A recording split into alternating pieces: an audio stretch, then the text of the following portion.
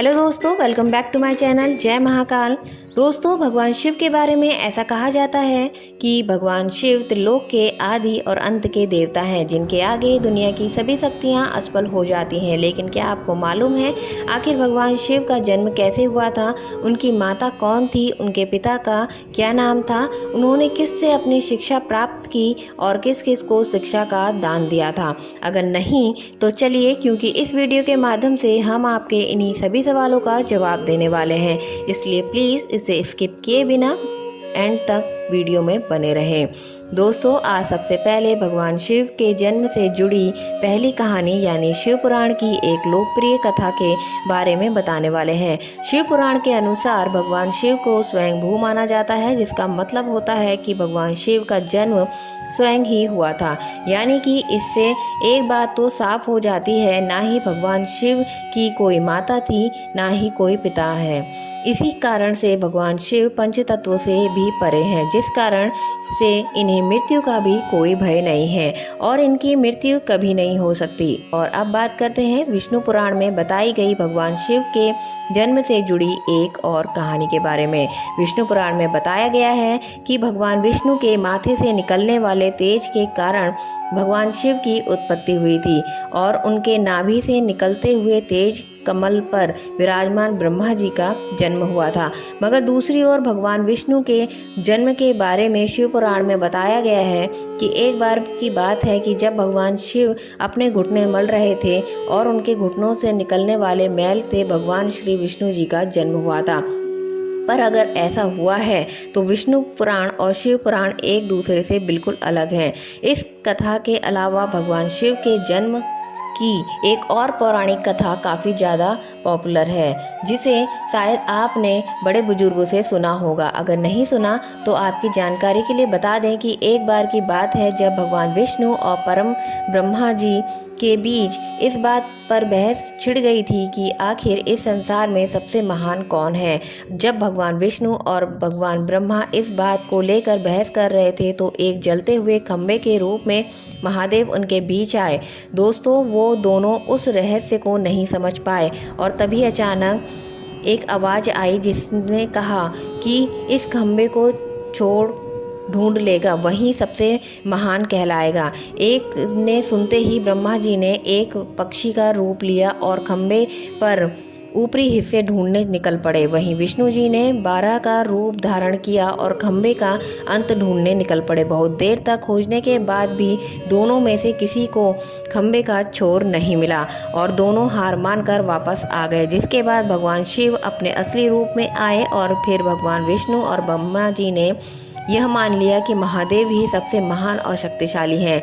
इससे बड़ी शक्ति इस दुनिया में कोई नहीं है। इसके साथ ही शिव पुराण में बताया गया है खंबा इस बात को दर्शाता है कि ना ही भगवान शिव जन्मे थे, ना ही उनका कोई अंत है। और एक कारण तो यह भी है, भगवान शिव को स्वयं भू कहा जाता है, यानी भगवान शिव का ना अंत है और वो हमेशा के लिए अमर है। अब हम बात करते हैं भगवान शिव से जुड़े एक ऐसे विषय के बारे में जो सबसे ज़्यादा प्रसिद्ध है कि क्या भगवान ब्रह्मा भगवान शिव के पिता हैं।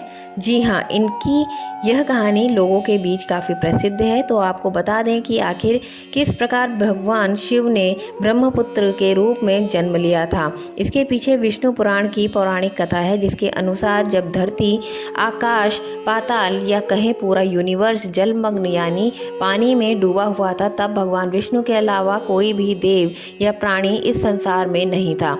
तब केवल विष्णु ही जल सतह पर अपने शेष नाग पर लेटे हुए थे और वह इसी शेष नाग पर हमेशा नजर आते थे। जिसके बाद उनकी नाभि से कमल की डंडी पर ब्रह्मा जी प्रकट हुए और जब भगवान ब्रह्मा और भगवान विष्णु इस यूनिवर्स से संबंधित बातें कर रहे थे, तब भगवान शिव प्रकट हुए। जिसके बाद ब्रह्मा ने उन्हें पहचानने से इनकार कर दिया। इस कारण से भगवान शिव रूठ गए और उनके रूठ जाने के कारण भगवान विष्णु ने उन्हें दिव्य दृष्टि प्रदान की। ब्रह्मा जी को भगवान शिव की याद दिलाई, जिसके कारण भगवान ब्रह्मा को अपनी गलती का एहसास हुआ और शिव से क्षमा मांगते हुए उन्होंने उनसे अपने पुत्र रूप में पैदा होने का आशीर्वाद मांगा। जिस कारण से भगवान शिव ने भगवान ब्रह्मा की प्रार्थना को स्वीकार करते हुए उन्हें आशीर्वाद दे दिया। लेकिन इसके बाद जब भगवान ब्रह्मा ने इस सृष्टि की रचना शुरू की तो उन्हें एक बच्चे की ज़रूरत पड़ी और तब उन्हें भगवान शिव का आशीर्वाद ध्यान आया, जिसके लिए भगवान ब्रह्मा ने तपस्या की और बालक के रूप में भगवान शिव की गोद में रोते हुए प्रकट हुए। आपको बता दें कि यह भगवान शिव का एकमात्र बाल रूप है। जब भगवान ब्रह्मा ने उनके रोने का कारण पूछा तो उन्होंने बताया कि उनका कोई नाम नहीं है। तब भगवान ब्रह्मा ने भगवान शिव का नाम रुद्र रख दिया, जिसका मतलब होता है रोने वाला। इसके बावजूद भी भगवान शिव चुप नहीं हुए, इसलिए ब्रह्मा ने उन्हें दूसरा नाम दिया, पर शिव को यह नाम भी पसंद नहीं आया और फिर वे चुप नहीं हुए थे। इस तरह शिव को चुप करने के लिए भगवान ब्रह्मा ने भगवान शिव को 108 नाम दिए थे।